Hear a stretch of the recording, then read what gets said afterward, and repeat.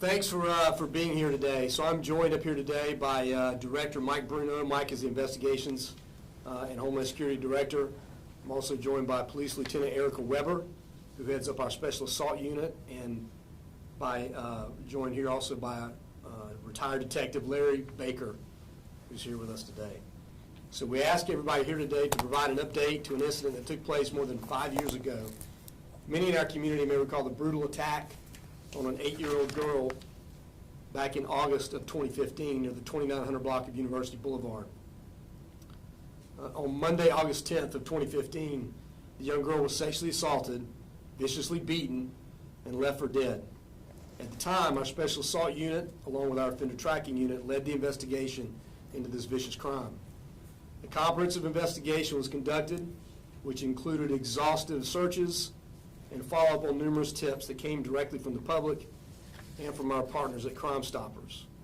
Additionally, the Florida Department of Law Enforcement assisted with the investigation by conducting forensic tests on all of the evidence that was submitted.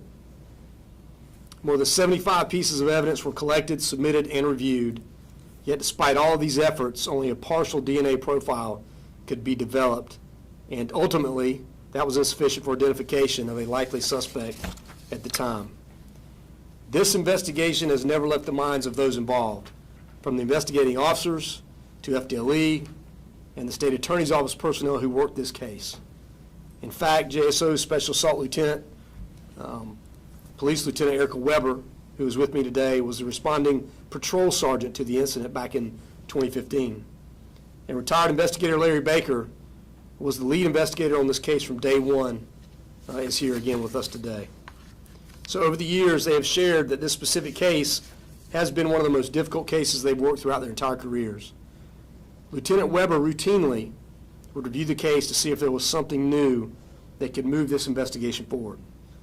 Well, Lieutenant Weber's determination paid off. In April of 2020, she and her team revisited this case, and with the help of the Florida Department of Law Enforcement, they requested that the evidence be reevaluated again for a DNA comparison. As a result of the subsequent investigation and the work put forth by the members of the Special Assault Unit, we have a resolution to this case. So today we are charging Henry Z. Williams with sexual battery on a victim under 12 and causing serious injury, which is a life felony. So thanks to the expansion of the FBI's Combined DNA Index System, more commonly referred to as CODIS, we were able to make a positive DNA identification of the suspect. So directly following the resubmittal in 2020, the suspect, Henry Z. Williams' DNA, was identified to be a match to the crime scene.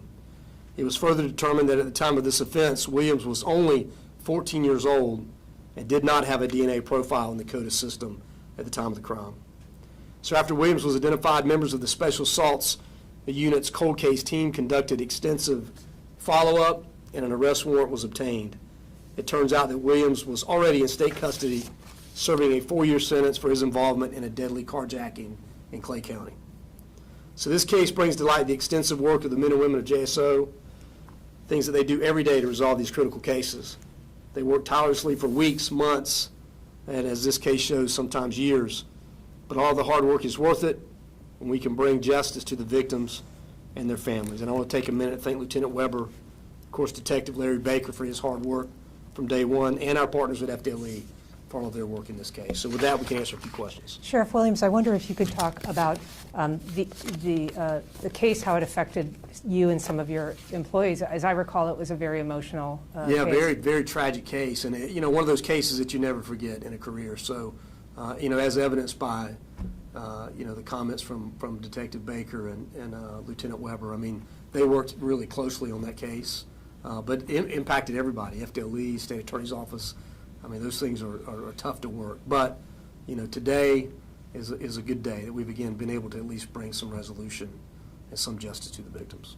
Okay. Yes, sir. Can you talk a little bit more about the turning point in the case when there was a reevaluation of the evidence? So, we always take, especially in cold cases, as DNA develops, DNA evidence continues to develop, we will take time to reevaluate some cold cases. But I have to say, listen, without the work at the beginning, without the work that happened in 2015, you're not able to do that. So, again, my hat's off to Detective Baker and the entire team patrol, investigations, everybody in 2015 for laying that groundwork for where we are today. And so we have an opportunity again to review those cases, and as I said, as DNA continues to develop, we're able to solve more and more of these cold cases. And did Mr. Williams' DNA go into CODIS? And So- also, have you spoken to the victim's family? The victim's family has been spoken to. I have not spoken to him, but we have reached out to him, and they have been spoken to.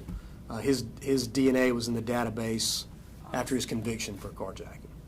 So, Ann, you had something else? Yeah, I was just going to ask, do you know at this point, as the case progresses, the girl was very young at the time. I'm guessing she's still just very young. Is she going to be required to testify?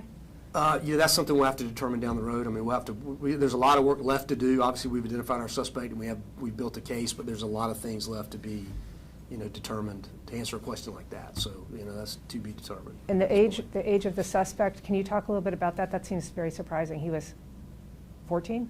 14 years old at the time. It is very surprising to have. Listen, juvenile crime is an issue in a lot of communities, but typically you're dealing with auto burglaries. You may be dealing with some level of violent crime against another juvenile, but to see this level of violence against a completely innocent victim from a suspect who's 14 years old and is obviously involved in other criminal activity, as evidenced by his current situation, that's significant. So there's some issues there, no doubt. Did he know the victim? I don't know that at the time. I think he was familiar with her, but I can't say extensively, how much they knew each other. So. And did he live in that area where the crime occurred? I believe he did live in that area. He did, yeah. Anything else? Is he charged as an adult? I'm sorry? Charged as an adult? Yes. If the DNA hadn't been entered into the system associated with that deadly carjacking, where would the case be now? Was that?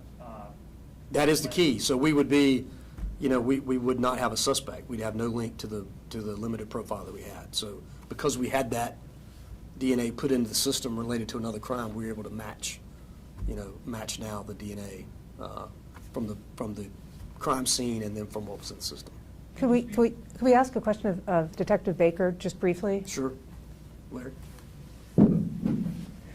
I just wonder if you could talk a little bit about it, how this case impacted you and what your recollection is of it at that time.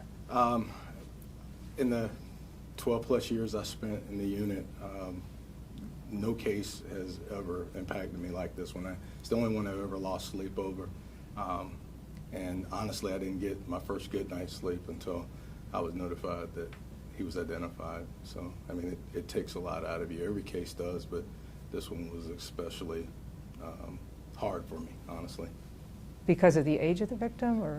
A lot of factors. The age of the victim, the fact that I didn't get it solved before I left. I mean, it weighs on you. I mean, you take this job home, and there's not any good days for a detective except for arrest day, conviction days, and sentencing days. This is, other than that, it's a bad day in this unit, and that day was really horrible. So I'm sleeping a lot better now. These folks worked so hard, and I'm so proud. I've never been more proud to be a part of this organization, and it's the greatest organization in the planet as far as I'm concerned. And these detectives put it in and day out, and they never forgot. And FDLE was just amazing for what they did. So I'm eternally grateful. I mean, I can retire now with a smile on my face, honestly. Good deal. Yet again, I mean, I think it just shows the dedication of the men and women we have working these cases. But no doubt. Thanks, Larry. Anything else? All right, great. Thank you. Sure.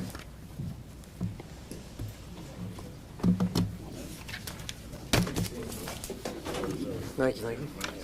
Sure. Good job. Thank you. Good work. So glad you could come back. Thank you, sir. Best day of my career, honestly. When you were like, if he mentions his daughter.